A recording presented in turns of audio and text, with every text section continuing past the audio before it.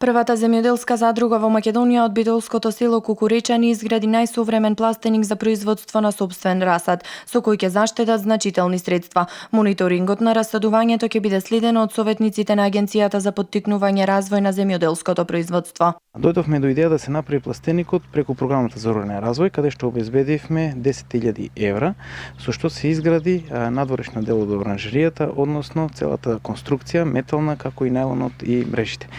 Мрежите се со цел заштита од надворешни влијание на инсектите, додека најлонот е за контролирање на топлотниот или воздушниот и водниот режим.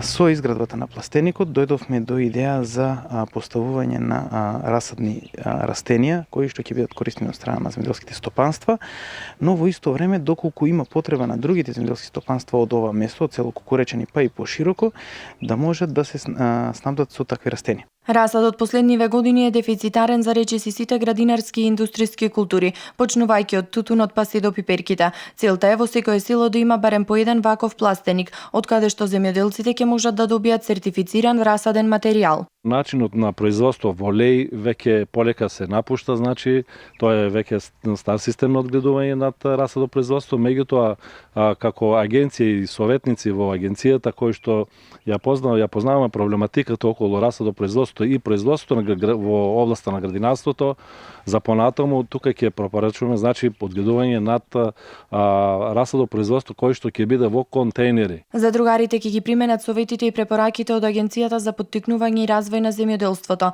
и веднаш по овој расад започнуваат и со производство на корнишони. Следниот чекор после овој расад ќе види, мислам, договор со производители за корнишони и после тука ќе се посади, мислам, корнишони со договорно производство, мислам.